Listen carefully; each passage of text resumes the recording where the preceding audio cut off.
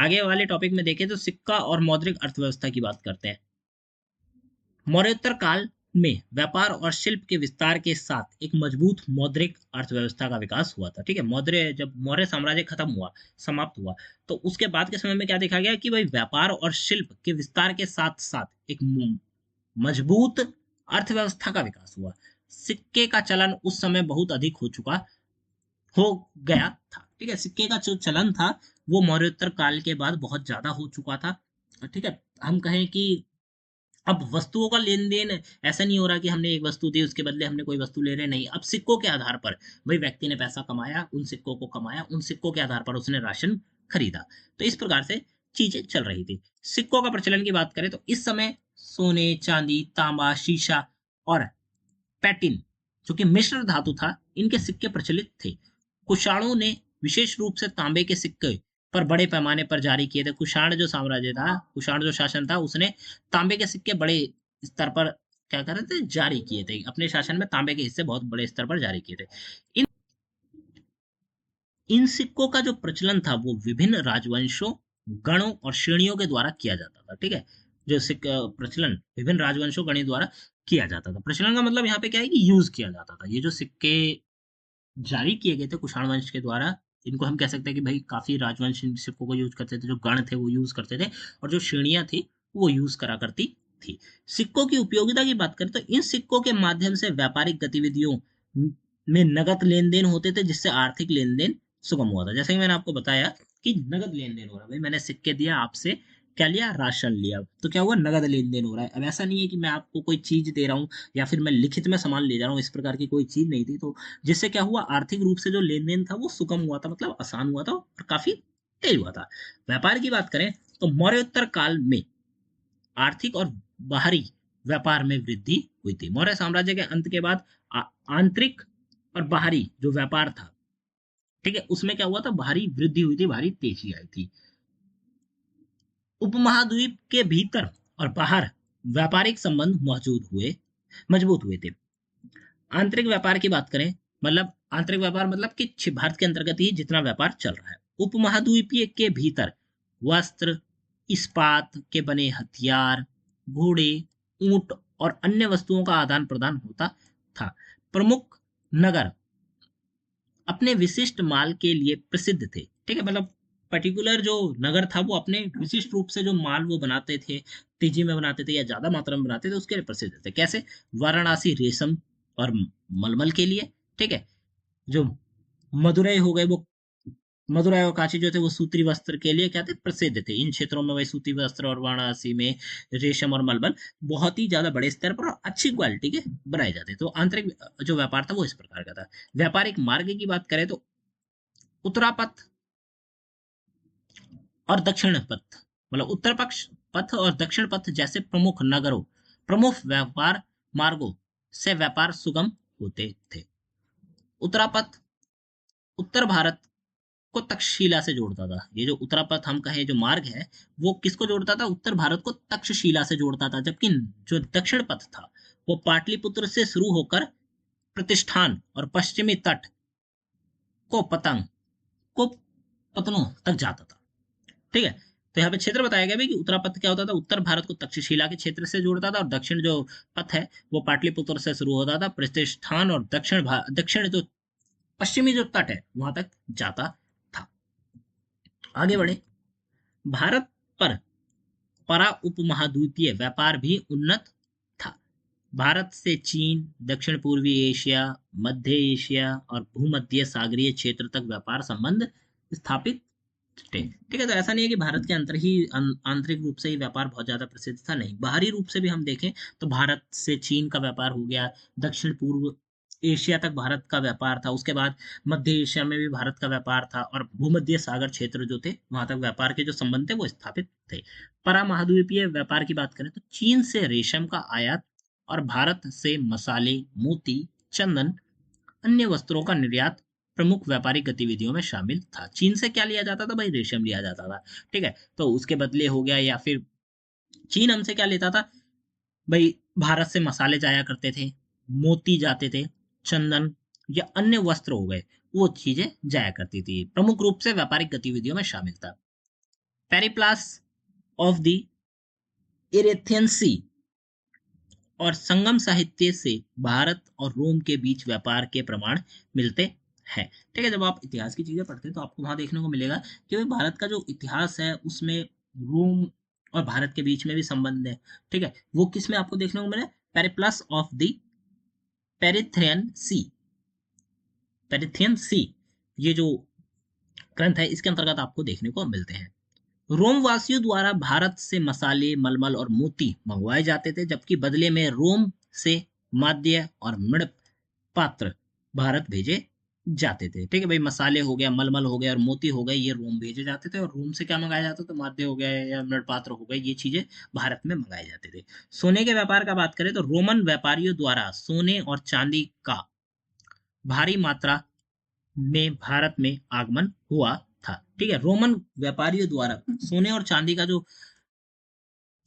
सोने चांदी का भारी मात्रा में भारत में व्यापार आगमन हुआ था। रोमन सिक्के विशेष रूप से सम्राट अगस्टस और टाइबेरियस के भारत के कई हिस्सों में पाए गए थे। ठीक है, तो जो सोने के सिक्के थे विशेष रूप से किस सम्राट के, अगस्टियस और टाइबेरियस के, ये भारत के कई हिस्सों में वो सिक्के यहाँ देखने को मिले हैं। अगला टॉपिक है सांस्कृतिक आदान प्रदान। व्यापारिक संबंधों के साथ साथ सांस्कृतिक आदान प्रदान भी हुआ। भारत के पश्चिमी और मध्य एशिया, चीन, दक्षिण पूर्वी एशिया के साथ सांस्कृतिक संपर्क थे। सांस्कृतिक संपर्क मतलब एक संस्कृति दूसरे संस्कृति से कुछ आदान प्रदान कर रही है। ठीक है, तो भारत के बारे में क्या बताया गया कि भारत के पश्चिमी और मध्य एशिया, चीन, दक्षिणी पूर्वी एशिया के साथ क्या थे, सांस्कृतिक संबंध थे। इन क्षेत्रों के साथ बौद्ध धर्म और अन्य सांस्कृतिक तत्वों का आदान प्रदान हुआ। इन क्षेत्रों के साथ क्या हुआ, बौद्ध धर्म या अन्य जो संस्कृति है उनमें जो तत्व है उनका आदान प्रदान हुआ, लेन देन हुआ था। बौद्ध धर्म का प्रसार की बात करें तो चीन और दक्षिण पूर्वी एशिया में भारतीय बौद्ध विचारधारा का प्रसार हुआ था। चीन हो गया या फिर दक्षिण पूर्विया का जो पूर्वी जो क्षेत्र है, दक्षिण पूर्वी एशिया का वह क्षेत्र है, वहां पे क्या हुआ, बौद्ध धर्म की विचारधारा जो कि भारत से गई थी वहां पे फैली। चीन से बौद्ध धर्म जापान और कोरिया तक पहुंचा। ठीक है, पहले चीन पहुंचा, भारत से चीन पहुंचा, चीन से भाई जापान और कोरिया तक गया बौद्ध धर्म। दक्षिण पूर्वी एशिया के साथ संबंध। भारत और दक्षिण पूर्वी एशिया के व्यापारिक और सांस्कृतिक संबंध मौर्योत्तर काल से चलते रहे हैं। ठीक है, क्या बताया गया कि भाई भारत और दक्षिण पूर्वी एशिया के जो व्यापारिक संबंध हैं और जो संस्कृति से रिलेटेड जो संबंध है वो मौर्योत्तर काल मतलब मौर्य काल की समाप्ति के बाद के समय से ही चालू हो चुके थे और वहीं से चलते आ रहे हैं। इस क्षेत्र में भारतीय संस्कृति और धार्मिक परंपराओं का प्रभाव स्पष्ट रूप से दिखाई देता है। ठीक है, इस क्षेत्र में क्या दिखाई देता है कि भाई भारत का जो सांस्कृतिक प्रभाव है और धार्मिक जो परंपराओं का प्रभाव है वो स्पष्ट रूप से दिखाई देता है। निष्कर्ष की बात करते हैं तो मौर्योत्तर काल के आर्थिक इतिहास ने नगरीकरण, शिल्प उत्पादन, व्यापार, मौद्रिक प्रणाली का अभूतपूर्व विकास हुआ था। ठीक है, मौर्योत्तर काल के बाद हम कहें जो आर्थिक इतिहास था वो काफी विस्तृत था, जिसमें भाई नगरीकरण हुआ, नए नए नगरों का निर्माण हुआ था, शिल्प उत्पादन हुआ, नई नई चीजों का उत्पादन हो रहा था, व्यापार का जो सेक्टर था वो बहुत ज्यादा बढ़ा। ठीक है, मौद्रिक प्रणाली थी उसका विकास हुआ था।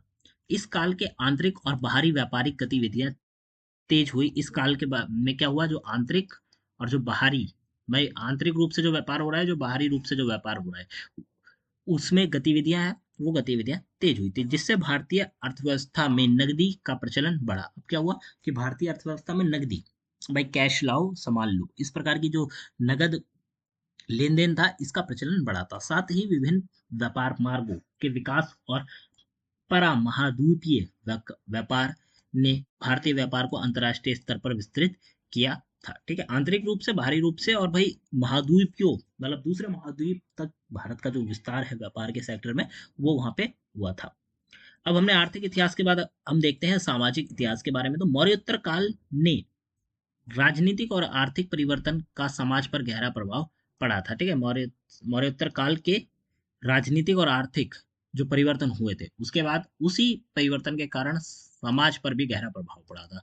इस समय जाति, वर्ग और लिंग आधारित विभाजन ने समाज की संरचना को और अधिक स्थायित्व कर दिया था। ठीक है, मौर्योत्तर काल के बाद क्या हुआ भाई, जाति हो गई, वर्ग हो गया, लिंग हो गया, इनके आधार पर समाज में विभाजन देखने को मिल रहा था, जिससे और ज्यादा स्थायित्व आया था।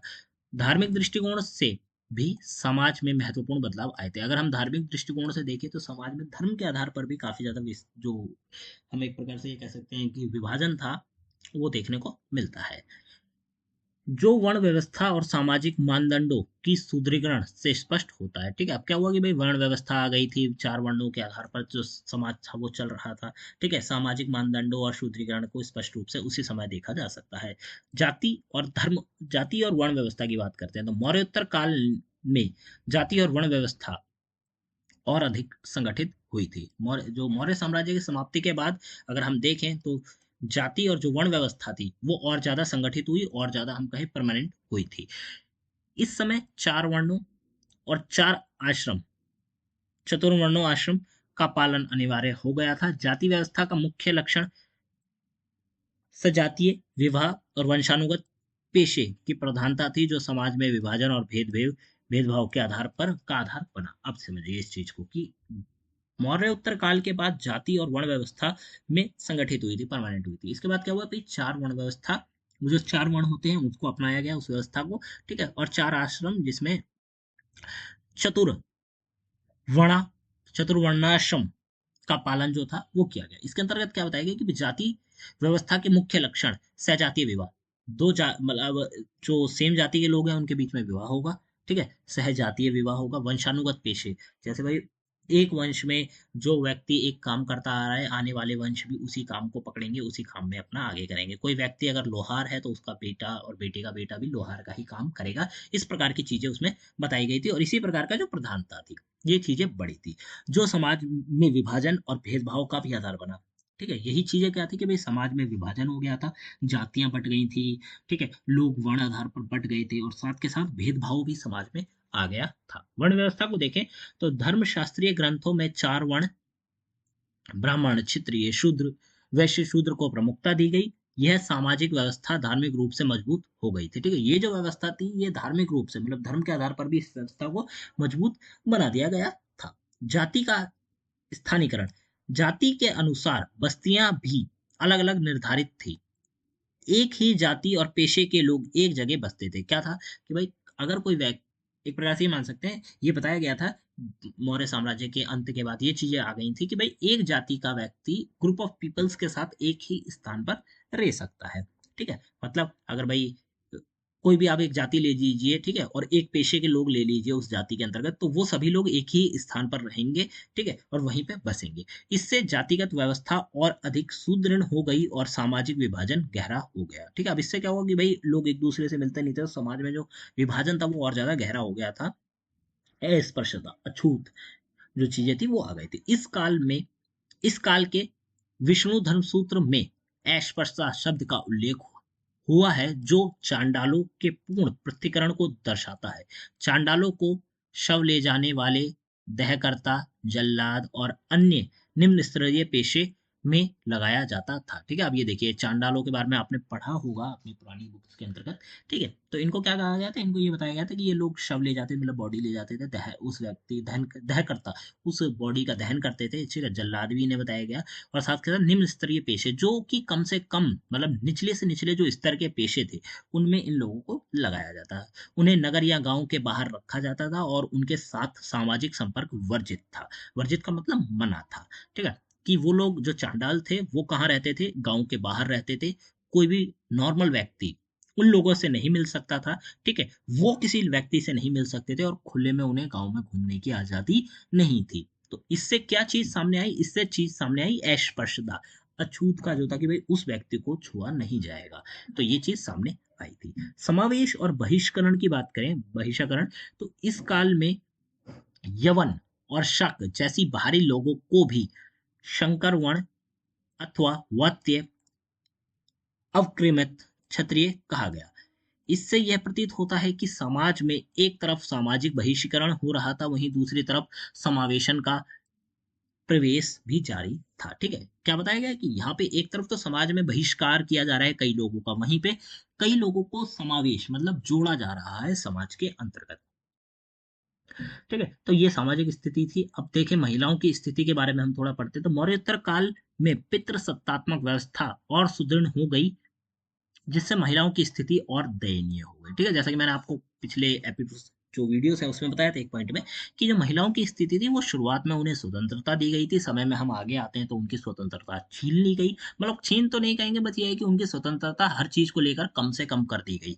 ठीक है, फिर वर्तमान समय है जहाँ पे हम ये देख सकते हैं कि महिलाएं समय में स्वतंत्रता पाने के लिए काम कर रही हैं, आगे बढ़ रही हैं। तो ये चीजें यहाँ पे है। तो इसमें क्या बताया गया कि मौर्य साम्राज्य से पहले, मतलब जब मौर्य साम्राज्य चल रहा था और उससे जो पहले का समय था उसके अंतर्गत महिलाओं की स्थिति अच्छी थी। फिर मौर्य साम्राज्य समाप्त हुआ। फिर पितृसत्तात्मक मतलब पितरों, पुरुष प्रधान जो समाज था उसकी व्यवस्था बढ़ी, उसकी व्यवस्था पक्की हुई। तो पुरुष प्रधान या पितृसत्तात्मक व्यवस्था और सुदृढ़ हो गई, जिससे महिलाओं की स्थिति और दयनीय हो गई, महिलाओं की स्थिति खराब हो गई थी।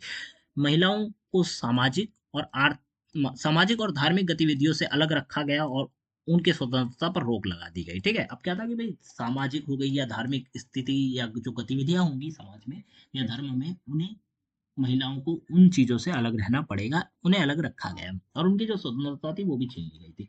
ठीक है, पितृसत्तात्मक समाज के बारे में अगर हम थोड़ी सी बात करें, तो इस समय महिलाओं की जनन क्षमता पर नियंत्रण और पुत्र की प्रधानता को बढ़ावा दिया गया। ठीक है, अब क्या था कि भाई इसके अंतर्गत क्या बताया गया, इस समय महिलाओं की जनन क्षमता पर नियंत्रण, भाई किसी जनन का एक तरह से ये कहता है कि बच्चे पैदा करने की जो क्षमता थी उस पर नियंत्रण कराया गया और पुत्र प्रधानता को बढ़ावा दिया गया। भाई एक प्रकार से पुत्र प्रधान जो समाज है या जो पुरुष प्रधान समाज है उसको बढ़ावा दिया गया। महिलाओं को धार्मिक और सांस्कृतिक सांसारिक ज्ञान से दूर रखा गया और उन्हें केवल घरेलू कार्यों तक सीमित कर दिया गया था। क्या बताया गया कि भाई महिलाओं को धार्मिक और सांसारिक, संसार में क्या हो रहा है या धर्म में क्या हो रहा है, इन चीजों से उनको दूर रखा गया। ठीक है, केवल उन्हें घर के काम या बच्चे पालने, घर के काम तक ही सीमित रखा गया था। विवाह और विधवा प्रथा की बात करें तो इस समय बाल विवाह को प्रोत्साहित किया गया और विधवा पर कड़ी पाबंदियां लगाई गई। ठीक है, आप समझ गए ना। विधवा प्रथा और बाल विवाह या विवाह की बात करें तो बाल विवाह बहुत ज्यादा प्रोत्साहित हो गया था, बच्चों का विवाह कर दिया जा रहा था। ठीक है, और विधवा अगर किसी महिला का जो पति है अगर वो गुजर जाता था तो उसके ऊपर भी कड़ी पाबंदियां लगा दी गई थी। विवाह को संस्कार माना गया, जबकि महिलाओं की स्वतंत्रता और उनके अधिकारों पर रोक लग गई। अब क्या हुआ, विवाह को क्या माना गया, एक प्रकार से संस्कार माना गया है, जबकि जो महिलाओं की स्वतंत्रता है उसको छीन लिया गया था। महिलाओं का संपत्ति पर अधिकार, महिलाओं को संपत्ति पर उत्तराधिकार से वंचित किया गया। ठीक है, महिलाओं को भाई संपत्ति का कोई भी हिस्सा नहीं मिलता था। ठीक है, एक प्रकार से ये है कि महिला पैदा हुई, ठीक है, उसका विवाह कर दिया गया, वो दूसरे घर चली गई, वो वहां जाके अपना जीवन यापन करे, यहाँ के घर या उसके ऊपर संपत्ति पर उसका कोई अधिकार नहीं है। तो ये चीज बताई गई थी। तो ठीक है, तो संपत्ति पर उत्तराधिकार मतलब संपत्ति पर महिला का अधिकार से उसे वंचित रखा गया, उन्हें पुरुषों पर पूरी तरह से निर्भर कर दिया गया था। ठीक है, जो महिला थी वो पुरुषों पर पूरी तरह से निर्भर थी। हालांकि विवाहित महिलाएं अपने स्त्री धन विवाह के समय मिले उपहार से कुछ अधिकार रखती थी। अब देखिए क्या मतलब, विवाह किया जाता था उस समय कुछ उपहार धन दिया जाता था, चाहे हम उसे दहेज के लें, चाहे भाई घर वालों ने कोई भी प्रकार की चीज दी है, ठीक है, कपड़े हो गए बाकी सारी चीजों की, तो उन चीजों पर महिलाओं का कुछ हद तक हक था, परंतु पति की संपत्ति पर, अपने पिता की संपत्ति पर उसका कोई अधिकार नहीं था। ठीक है, धार्मिक योगदान की बात करें तो कुछ महिलाओं ने बौद्ध स्थलों के लिए दान दिया, जिससे यह पता चलता है कि उच्च वर्ग की कुछ महिलाओं को परिवार के आर्थिक संसाधनों पर अधिकार था। ठीक है, तो ये भी देखा गया है धार्मिक योगदान में कि महिलाओं ने क्या करा था, बौद्ध धर्म से रिलेटेड जो स्थल थे उनके लिए योगदान दिया था, धन का दान दिया था, जिससे क्या पता चलता है कि भाई जो बड़े वर्ग के लोग थे या उच्च वर्ग के जो लोग थे, फैमिली थी, उनमें महिलाओं को कुछ हद तक आर्थिक रूप से जो संसाधन है उन पर उनका अधिकार था। मतलब आर्थिक रूप से कुछ चीजों पर उनका अधिकार था, वो उसमें से निकालकर कुछ पैसा या धन दे दिया करती थी दान के लिए। धार्मिक अनुष्ठानों की बात करते हैं। मौर्योत्तर काल में धार्मिक अनुष्ठान का सामाजिक और धार्मिक जीवन में महत्वपूर्ण स्थान था। ठीक है, मौर्योत्तर काल, मौर्य साम्राज्य के अंत के बाद धार्मिक अनुष्ठानों का सामाजिक और धार्मिक जीवन पर एक महत्वपूर्ण काम था। समाज में जो लोग रहते थे उनके जीवन पर, और जो लोग धार्मिक जीवन को अपनाते थे उन पर एक महत्वपूर्ण स्थान था। व्यक्ति, परिवार और समाज सभी स्तरों पर इन अनुष्ठानों का पालन किया जाता था, जिससे धार्मिक परंपराओं और अधिक सुदृढ़ होती थी। ठीक है भाई, व्यक्ति भी उस चीज का पालन करेगा, पूरा परिवार करेगा और पूरा समाज उस चीज का जो है पालन करेगा, अनुष्ठान का पालन करेगा, जिससे क्या होगा, धार्मिक जो परंपराएं हैं वो अधिक सुदृढ़ होगी, पक्की होंगी। संस्कार और महायज्ञ की बात करते हैं तो इस समय के धार्मिक अनुष्ठानों में गर्भाधान, उपनयन, विवाह और अंत्येष्टि प्रमुख थे। उच्च जाति के गृहस्थों के लिए पंच महायज्ञ का पालन अनिवार्य था। इसमें पितृयज्ञ, पूर्वजों को तर्पण, देव यज्ञ, यज्ञ की में आहुति और भूत यज्ञ, सभी प्राणियों को अर्पण शामिल था। ठीक है, यज्ञ किए जाते थे अलग अलग प्रकार के, जिससे क्या हो कि हमारे जो पितृ हैं वो क्या है, उससे खुश रहे। यज्ञ के लिए देव यज्ञ किए जाते थे, यज्ञ में आहुतियां दी जाती थी। अगला पॉइंट है समाज को एक सूत्र में बांधने के तरीके। ये अनुष्ठान सामाजिक संबंधों और विश्वासों को मजबूत करने के लिए थे। इनके माध्यम से समाज को एक धार्मिक ढांचे में बांधने का प्रयास किया जाता था। ठीक है, तो धार्मिक रूप से जो अनुष्ठान किए जाते थे, यज्ञ किए जाते थे, ये इसलिए किए जाते थे कि समाज में जितने भी लोग हैं, ठीक है, वो एक साथ रहें, एक सूत्र रहें, एक दूसरे से मिलकर रहें। ठीक है, समाज में किसी भी प्रकार की ऐसी चीज ना हो, इसीलिए ये यज्ञ किए जाते थे ताकि सभी लोग इन यज्ञों में शामिल हों और अपना जो एकता है वो दिखाएं। ठीक है, आगे बढ़े, सांस्कृतिक उत्थान की बात करते हैं तो मौर्योत्तर काल केवल राजनीतिक और आर्थिक क्षेत्रों में महत्वपूर्ण नहीं था, बल्कि सांस्कृतिक गतिविधियों में उत्थान का भी समय था। ठीक है, मौर्य साम्राज्य के अंत के बाद का जो समय था वो राजनीतिक या आर्थिक रूप से महत्वपूर्ण नहीं माना जा सकता, बल्कि वो सांस्कृतिक रूप से भी काफी ज्यादा क्या था, महत्वपूर्ण था, और उसमें उत्थान भी हुआ था। इस अवधि में कई मौलिक सांस्कृतिक प्रवृत्तियों का जन्म हुआ। यहाँ हम उस समय की प्रमुख सांस्कृतिक गतिविधियों का विस्तृत करेंगे। पहला आता है धर्म। तो मौर्योत्तर काल में धार्मिक विचारों का उत्थान हुआ। मौर्योत्तर काल के बाद क्या हुआ, धार्मिक जो विचार थे उनका उत्थान हुआ, वो बढ़े, जिन्होंने समाज में हिंदू धर्म के रूप में जानते हैं, जिन्हें हम समाज में किस चीज को जानते हैं, हिंदू धर्म के रूप में जानते हैं। इसका आधार भक्ति और पूजा की अवधारणा थी। हिंदू धर्म का जो आधार माना गया वो माना गया था भक्ति और पूजा। भक्ति का अर्थ है किसी विशेष देवता के प्रति व्यक्तिगत अनुरिक्त या समर्पण।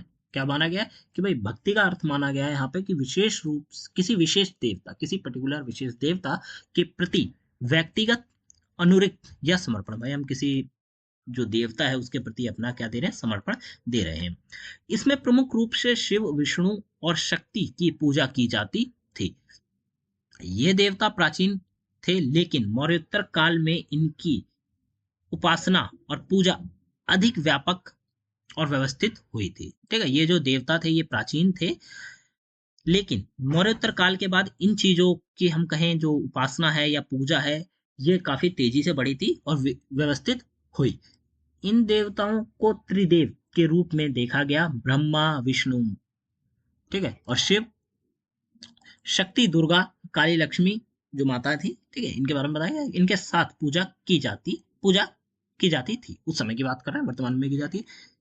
इस काल की एक अन्य विशेषता थी कि कई स्थानीय देवताओं और पंथों को हिंदू पूजा पद्धति में समाहित कर लिया गया। क्या माना है कि भाई इस समय के दौरान, जिस समय में मौर्योत्तर काल के बाद में जब धर्म का उदय हुआ, ठीक है, धर्म का उदय क्या है, धर्म का विस्तार हुआ, पूजा पाठ जो चीजें थी उस चीज का बहुत तेजी से विस्तार हुआ। तो उसमें क्या देखा कि भाई जो स्थानीय देवताएं हैं, देवताओं और पंथों को हिंदू पूजा पद्धति में समाहित कर लिया गया था, हिंदू पूजा के अंतर्गत जोड़ लिया। उदाहरण के लिए विष्णु के 10वां अवतार का उद्भव हुआ, जिसमें अवैदिक प्रतीक भी शामिल थे, जैसे मत्स्य और वहर अवतार। इनको पूजा के लिए, मतलब पूजा पाठ करने के लिए इनको भी जोड़ लिया गया था। भक्ति के साथ साथ मूर्ति पूजा और मंदिरों में पूजा का प्रचलन बढ़ा था। भक्ति के साथ क्या हुआ भाई, मूर्ति पूजा भी बढ़ गई, मंदिरों में भी जो पूजा पाठ का काम था वो बढ़ गया। शिव की पूजा लिंग रूप में होती थी, शिव की जो पूजा थी उसके लिए शिवलिंग बनाए गए थे, वो उनकी पूजा हुआ करते थे। जबकि विष्णु और वासुदेव कृष्ण की मूर्तियां मध्य भारत और अफगानिस्तान में लोकप्रिय हो गई। ठीक है, शिव भगवान की जो पूजा थी वो होती थी लिंग के रूप में। विष्णु भगवान और वासुदेव की अगर हम बात करें, वासुदेव कृष्ण की अगर हम बात करें, तो उनकी मूर्तियां थी और वो मध्य भारत और अफगानिस्तान में लोकप्रिय हो गई थी। इस काल में कई देवताओं की मूर्तियां बनाई गई और मथुरा में महिषासुर मर्दिनी, की प्रभावशाली मूर्ति इस काल की महान कला में से एक है। ठीक है भाई, बड़ी बड़ी मूर्तियां बनाई गई जो कि उस काल में बनाई गई थी, जो कि हो सकता है वर्तमान काल में भी देखी जा सकती हैं। तो ये क्या है, ये उस काल को क्या दिखाती है, उस काल में मूर्ति पूजा या फिर पूजा पाठ का जो प्रचलन था उस चीज को ये चीजें दर्शाती है। बौद्ध धर्म में भी इस काल में भक्ति का प्रभाव पड़ा। बौद्ध धर्म में भी इस काल में भक्ति का प्रभाव पड़ा, जिसे महायान के रूप में जाना जाता है। महायान बौद्धत्व की अवधारणा पर आधारित था, जहां बौद्धत्व अपने निर्वण को छोड़कर अन्य लोगों की मदद करने के लिए संसार में रहते थे। इसने बौद्ध धर्म में मूर्ति पूजा का भी समावेश किया और बौद्धत्व की मूर्ति का व्यापक निर्माण हुआ। ठीक है, अब क्या हुआ कि ऐसा नहीं है कि हिंदू धर्म का ही जो प्रचलन था, तेजी थी वो बड़ी थी, बौद्ध धर्म में भी तेजी बड़ी थी यहाँ पे।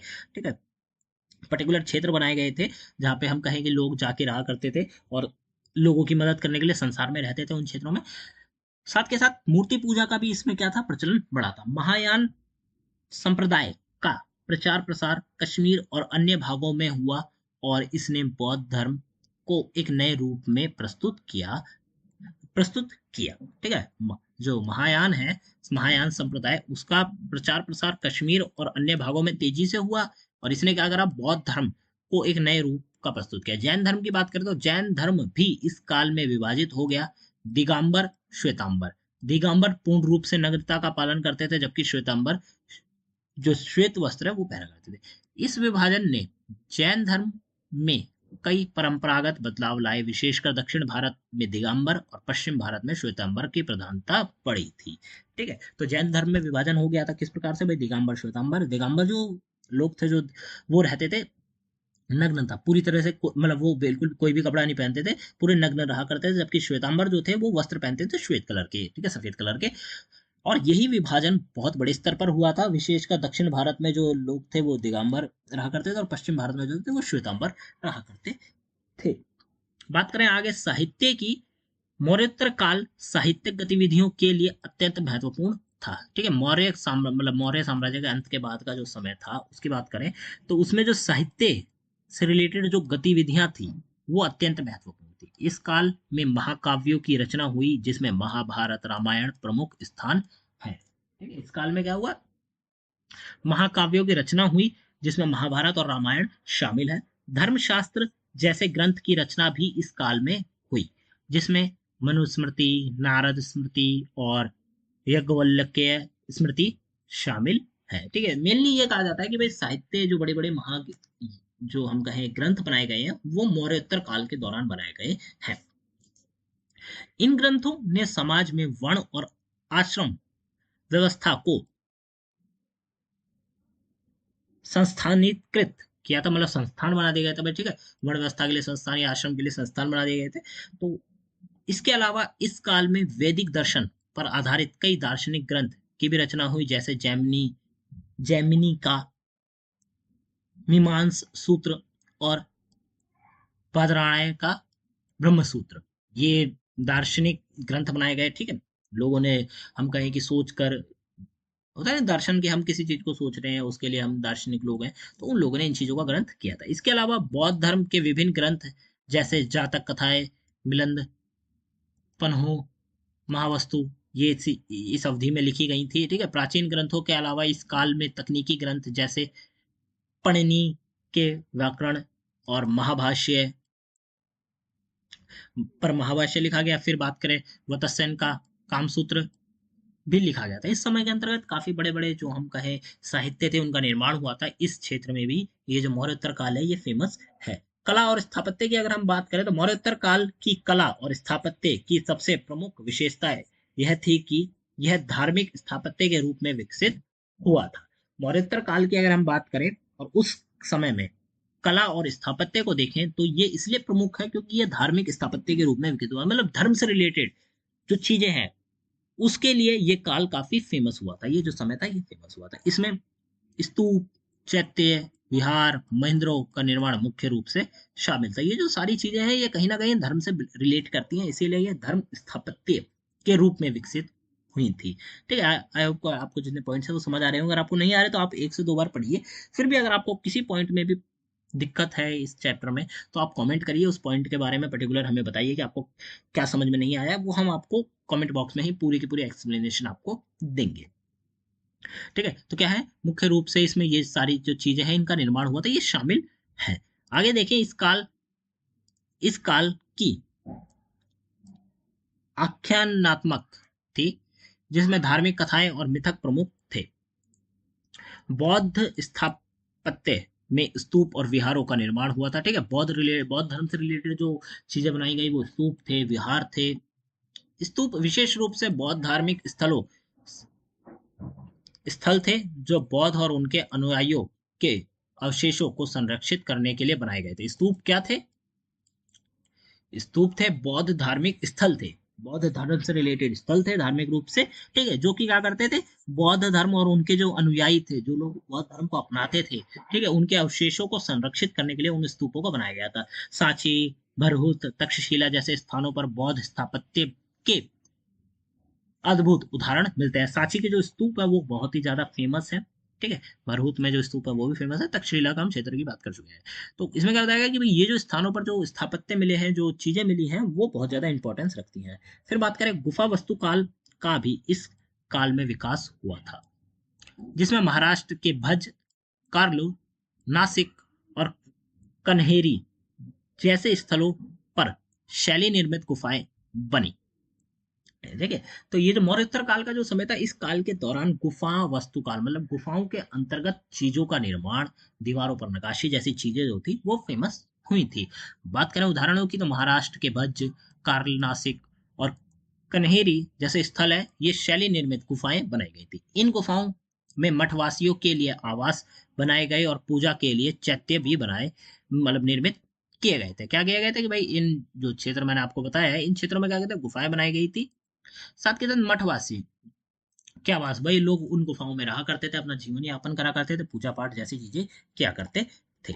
इस काल का प्रस्तार कला इस काल की प्रस्तर कला को दो मुख्य संप्रदायों में विकसित हुआ। गांधार मथुरा संप्रदाय, गांधार और मथुरा संप्रदाय में ये जो चीजें थी ये विकसित हुई थी। गांधार संप्रदाय में ग्रीक रोमन शैली की स्पष्ट झलक मिलती है, जबकि मथुरा संप्रदाय में भारतीय परंपरा शैली प्रमुख थी। ठीक है, तो आप समझ गए होंगे कि जो गांधार संप्रदाय था उसमें ग्रीक और रोमन शैली का क्या मिलता है, झलक मिलती है। आप समझ, अगर आप उसको चेक करेंगे, देखेंगे, समझेंगे उसके बारे में, तो आपको देखने को मिलेगा कि कहीं ना कहीं ग्रीक रोमन चीजें उसमें मिली हुई है। परंतु जो मथुरा का संप्रदाय था, ठीक है, उसमें प्योरली जो भारतीय परंपराएं थी वो शैली शामिल थी।